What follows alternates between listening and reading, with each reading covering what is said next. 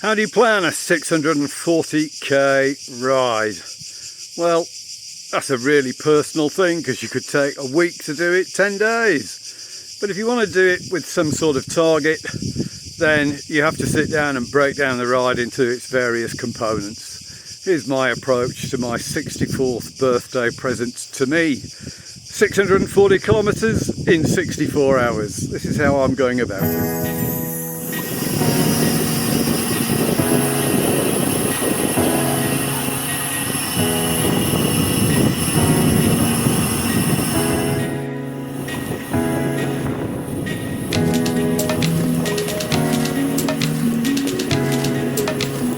Heart rate in range, 125.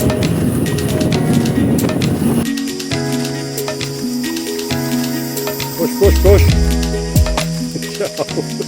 Cycling's quite popular here on the island of Brach, even though it's about 34 degrees today. Anyway, that's not why I stopped here. How do you plan a 640k ride? Well, this is how I went about it. I wanted some level of familiarity about the route, and I also want it to be sort of meaningful. So I know the Italian Dolomites really well, and I live in Umbria in the centre of Italy. So I started fiddling around on Google Maps basically, and there's a ski resort right on the Austrian border called Sesto, or Sexton, depending upon whether you prefer Italian or Austria or German. And I worked out a route using Komoot from there, which Komoot says is 647 kilometres, which is perfect. So that was my start point really, very simple, didn't take me long at all. And I know that route quite well because we drive it a couple of times a year when we go to skiing in the mountains. So I have some familiarity with that area. So that's how I started.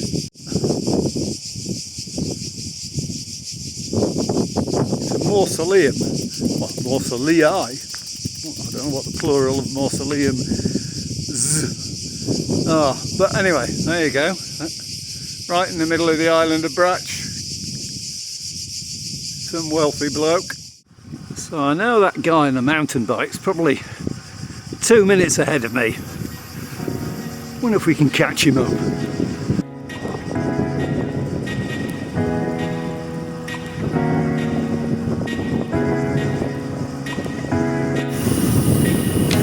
Extraordinary stonework here. Oh, here's the man, look. Go, go, go! Heart rate high, 129. Oh. I'm trying to do a... Heart rate in range, 124. Trying to do a Garmin workout here.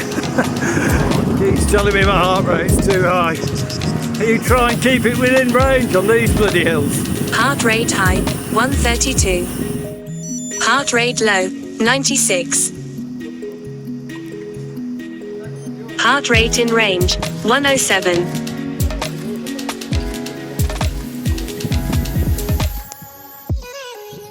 So having chosen my route, I then basically broke it down into an overall time target. So as I've said, 640 kilometres in 64 hours is obviously 10 kilometres an hour, but that doesn't allow for sleep and stops and that sort of stuff. So I then looked at what is the average, what is the actual sort of daytime light availability. That's, thank you very much, at that time of the year, and it's very, very roughly 12 hours. So sunrise is, I think I'm right in saying, around about 7 a.m, which obviously means 7 p.m. Sunset. So that gives me a solid 12 hours riding time. I then looked at my riding history. So this year I've done some of the the biggest rides of my life. My first 100 miler, 200 kilometre ride, and then my 336k, which I did on the Tuscany Trail. And I know that I'm averaging 18 to 19 kilometres an hour over those rides, something like that. So that's obviously a good statistic to go at. But then I've looked at the profile of the ride, and that might just change things a little bit. I've just stopped for a quick drink and refuel here in the lovely village of Nerezice in the middle of the island of Brač. Very nice.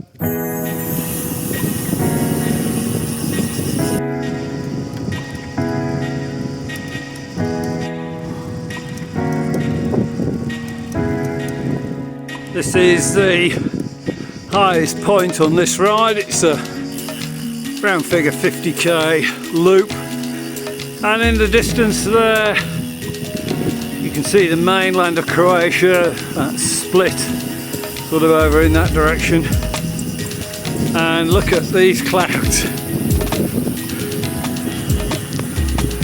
Absolutely amazing. We had a major storm come through at about 2 o'clock this morning, cleared the air, but it's still hot. It's probably about 36, something like that, but the air feels fresh, if you know what I mean.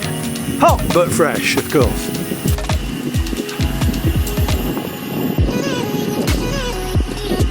Now I've got this serious descent. I don't know how long it is, 5 or 6 kilometers probably, something like that, pretty much down to sea level.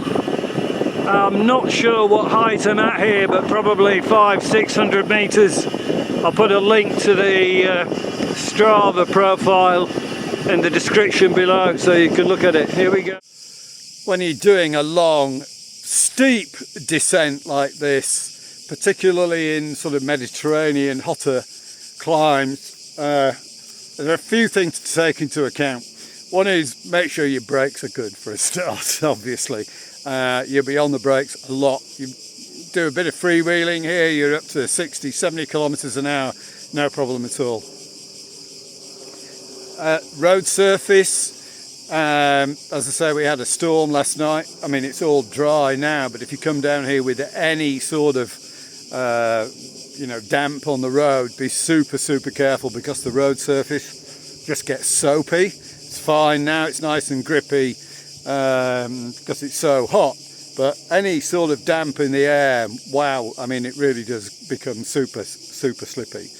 And then you've got this. So if you look just here, the little trackway comes onto the road, and the storm last night caused this gravel to wash onto the road, and this is the second gravel track I've seen, so you really want to be careful with that as you go bombing down here.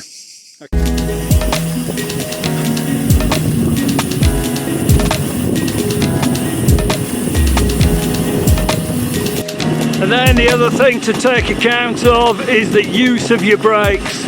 You get 70% of your stopping power from your front brake, but I mean, with a length of this descent, you just cannot be on the brakes all the time because they just overheat. So you've really got to manage your front and your back brake together and give them a rest whenever you possibly can, using one, both, or the other, if you see what I mean. Just be careful with that. Now we come through a little village of Skrip. I'll tell you what, it's hot today. I think humidity must be high as well. I mean, you always sweat when it's hot, but my God, I'm leaking. I think I've drunk probably 4 litres already, and I think about 37, 35k into the ride. Anyway, that's what training's all about, putting yourself through it. Have you discovered ultra cycling? I mean, we all watch the Tour de France, and I love the Giro, obviously. But recently I've discovered ultra cycling, and I don't know whether you know, but around about now, the Transcontinental race is finishing in Istanbul. Those guys set off 2 weeks tomorrow, that's Sunday, from Roubaix in Belgium, and rode 4,000 kilometres non-stop, unsupported, to Istanbul. I mean, I'm just so impressed, and frankly, that's what's motivating me at the moment. Those guys, I think, are just wonderful. Look up a guy Heart rate in range, 125. My heart rate's in range, well, it's good to know. Christoph Strasser, look at him, he's a German guy, finished second this year, but he's won the TCR last two occasions. Phenomenal endurance, spirits, strength, everything that you can associate with riding a bike these guys have. And I'm using them as a little bit of a measurement, well, a benchmark anyway. So Christoph Strasser was averaging something like 475 kilometres a day. 475 kilometres a day. I mean, obviously I can't get anywhere near that. Their average moving speed is just over 20 kilometres an hour. I mean, there are some really fascinating stats around on that. So for my ultra ride, and that's the way I like to think about it, I'm wondering if I can manage half of the distance in a day, i.e. half of the distance, 320 kilometres in one ride. So now I need to work out what to do to achieve that.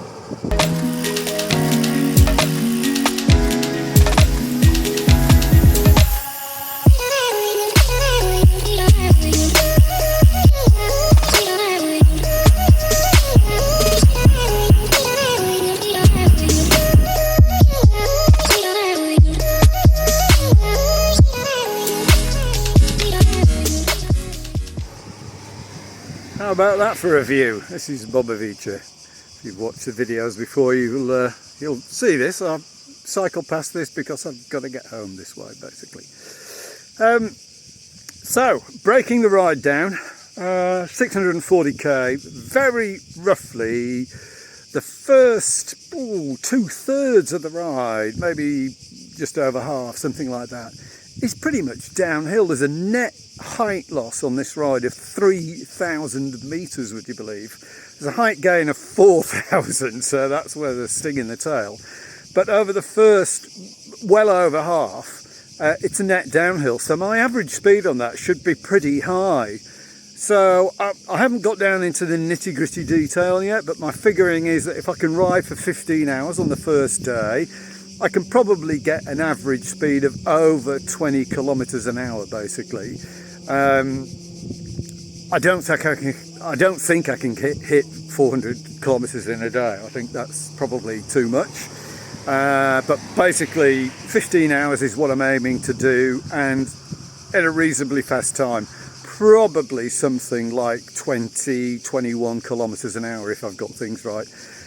Then you've got the climb over the Apennines, and then you've got another long descent basically into Umbria, and hopefully again the average speed on that will be higher. So you're going to get a really high average speed over the first section, a slower average speed over that sort of middle section, and then a faster over the last section. So I'm sort of hoping that 30 hours of cycling will get me there. I'm going to have to bump up my fitness and my average speed to be able to do that, but that's what the training's all about. So that's the working theory so far.